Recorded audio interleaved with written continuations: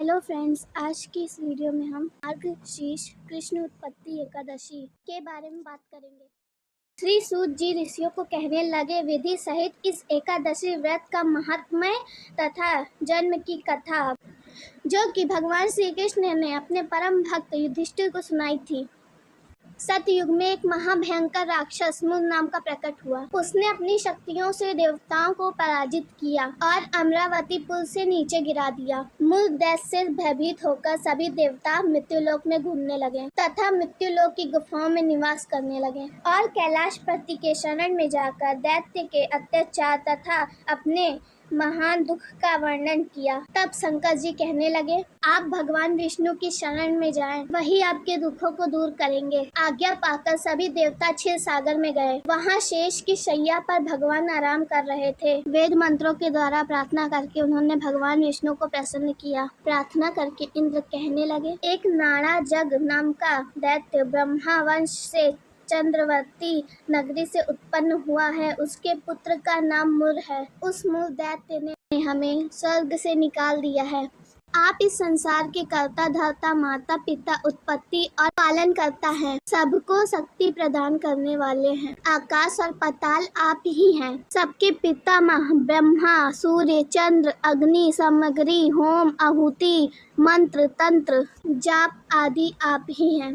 आप सर्वव्यापक हैं। आपके सिवा तीनों लोक में चर तथा अचर कुछ भी नहीं है।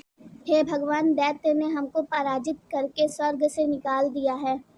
हम सभी देवता दैत्य से भयभीत होकर मृत्यु लोक में इधर उधर भागे फिर रहे हैं। अतः आप हमारी उस दैत्य से रक्षा करें। भगवान बोले, हे देवताओं, मैं तुम्हारे शत्रु का शीघ्र ही संहार करूंगा। आप निश्चिंत होकर चंद्रवती नगरी पर चढ़ाई करो। मैं तुम्हारी सहायता करने को पीछे से आऊंगा। आज्ञा मानकर देवता लोग वहां पहुंचे, जहां युद्ध भूमि में मुर दैत्य गरज रहा था। युद्ध प्रारंभ हुआ, परंतु मुर के सामने देवता घड़ी भर न ठहर सके। भगवान विष्णु भी आ पहुंचे। सुदर्शन चक्र को आज्ञा दी, शत्रुओं का संहार करो। चक्र ने चारों ओर सफाई कर दी, पर मुर दैत्य का सिर न काट सका और न गदा उसकी गर्दन तोड़ सकी। भगवान ने सरंग धनुष हाथ में लिया। बाणों द्वारा युद्ध प्रारंभ हुआ, परंतु शत्रु को न मार सके। अंत में कुश्ती करने लगे। हजारों वर्ष व्यतीत हो गए, परंतु प्रभु का दाव बंद एक न सफल हुआ। मुर दैत्य पर्वत के समान कठोर था। प्रभु का शरीर कमल के समान कोमल था। प्रभु थक गए। उन्हें विश्राम करने की इच्छा हुई। शत्रु को पीठ दिखाकर भाग चले। उनकी विश्राम भूमि बद्रिकाश्रम थी। वहां एक गुफा 12 योजना की थी। होमवती उसका नाम था। उसमें घुसकर सो गए। मुर दैत्य भी पीछे पीछे चलते हुए उस गुफा में पहुंच गया। मुर दैत्य ने भगवान विष्णु को सोते हुए देखा, तो भगवान विष्णु को मारने के लिए वह तैयार हो गया। उस समय एक सुंदर कन्या प्रभु के शरीर से उत्पन्न हुई, जिसके हाथ में दिव्य शस्त्र थे।